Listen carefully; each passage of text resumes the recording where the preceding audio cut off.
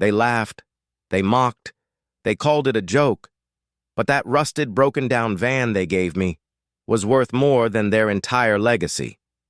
And when I found out the truth, I didn't just take back what was mine. I made sure they lost everything they ever loved. This is the story of how a widow, a van, and a secret from 1972 destroyed a dynasty. My name is Lena Carter. I'm 34 years old. I wasn't born into money. I married into it. 5 years ago, I met Daniel Whitmore at a charity gala in Asheville. He was quiet, kind, dressed in a simple navy suit while everyone else wore tuxedos. I was there as a guest of a friend, an art curator. He was there because his family owned the venue. We ended up talking for 3 hours, not about money, not about status, about books, about travel, about the stars. He told me, "I don't fit in here, I just play the part." I said, "Then stop playing." We fell in love quietly. No grand gestures, no headlines, just two people who saw each other. We married a year later, and from day one, his family made it clear, "You don't belong here." His mother, Eleanor Whitmore, once told me at dinner, "We don't marry commoners, we tolerate them." His older brother, Greg, called me the charity case at every family gathering. Daniel tried to protect me, but he was weak, always bending to his family's will. When he died suddenly in a car accident 2 years ago, I became a widow at 32, and at the reading of the will, they gave me the final insult. The reading was held in the Whitmore Estates Grand Hall, a 200-year-old mansion with crystal chandeliers, oil paintings of dead ancestors, and enough coldness to freeze a heart. The family sat in velvet chairs. I stood in the back, in a black dress, trying to stay invisible. The lawyer, Mr. Holloway, stood at the podium. He read, "To Lena Whitmore, we leave the 1972 Ford Econoline camper van, currently parked in the south field." Silence. Then, laughter. Eleanor smirked. Greg snorted. "His cousin Pie ed the table. She gets the junk van?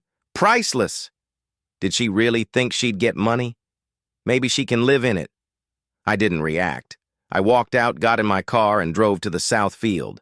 There, it was a rusted, dented, moss-covered van. Tires flat, windows cracked. The door barely opened. It looked like a prop from a horror movie.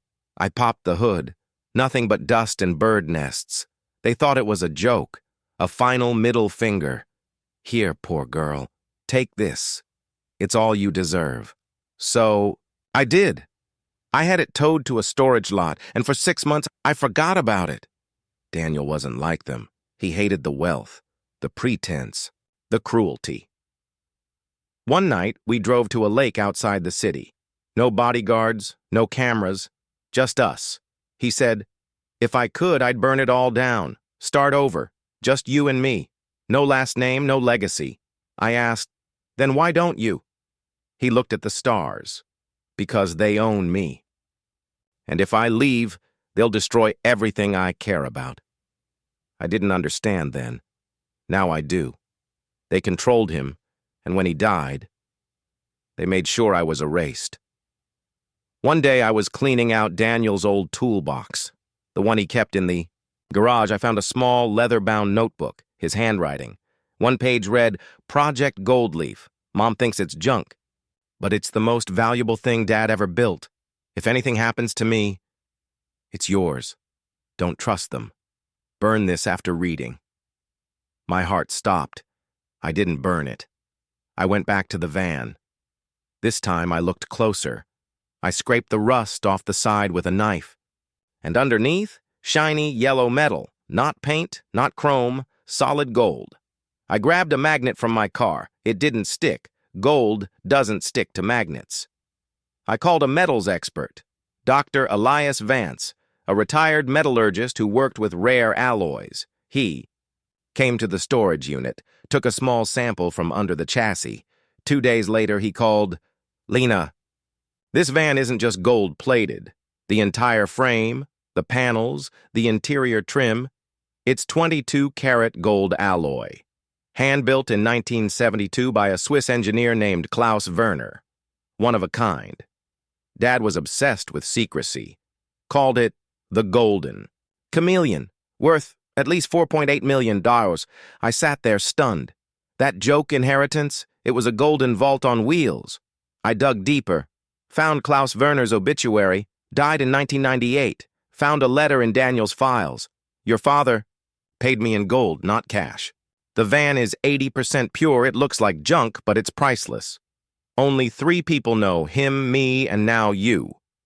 Daniel knew, and he left it to me, not because he wanted me to be rich, but because he wanted me to be free. I visited the original storage field, spoke to the old caretaker, Mac, 80 years old, half blind. He said, "That van, your father-in-law drove it once a month, always at night, said it was his escape." I realized the van wasn't just valuable, it was emotional, and they gave it to me because they thought it was trash. I didn't tell them. I had the van transported to a secure facility. Dr. Vance connected me with a private buyer, a museum in Dubai collecting rare golden artifacts. I sold it, $5.2 million tax-free, offshore. Then I did something beautiful. The Whitmore family estate, auctioned. Turns out Daniel's father had hidden debts. Greg had gambled away millions. The bank called in the loans. The estate, the mansion, the land, the legacy, was going to be sold to the highest bidder. So I bid, and I won. For $6.8 million. I walked into the final meeting, the same room where they laughed at me. Eleanor gasped. Greg turned red. I smiled and said, "Don't worry, you can stay as guests for 1 weekend a year with advance notice." I renovated the guest house now. It's called the Van House. Inside, a life-sized photo of the rusted van and a plaque. This estate was paid for by the gold they threw away. I didn't keep all the money. I used $2 million to start the Carter Whitmore Foundation. For widows, single mothers, and women escaping toxic families. Our first project, a shelter named the Golden Door. I still live in Asheville. Sometimes I drive past the old South Field. The van is gone. But the lesson remains. Never underestimate the quiet one, because the person you mock today might be the one who owns your future tomorrow. People ask, "Did you feel bad?" For a second, when I saw Eleanor cry at the auction. But then I remembered. She never cried when I was alone. She never helped when I was grieving. Revenge isn't about pain. It's about balance. They took Daniel's voice. I gave his final gift, a purpose. If this story hit home, like this video, it tells YouTube to show more stories like this. Subscribe, because next week, I'll tell the story of a woman who inherited a worthless painting and found a fortune in the frame. And in the comments, would you have taken revenge or just walked away rich? Let's talk. Stay strong, stay wise, and I'll see you in the next story. They gave me a rusted van, thinking I'd disappear. But some treasures don't shine until you scrape off the lies. And some women don't fight until they own the truth.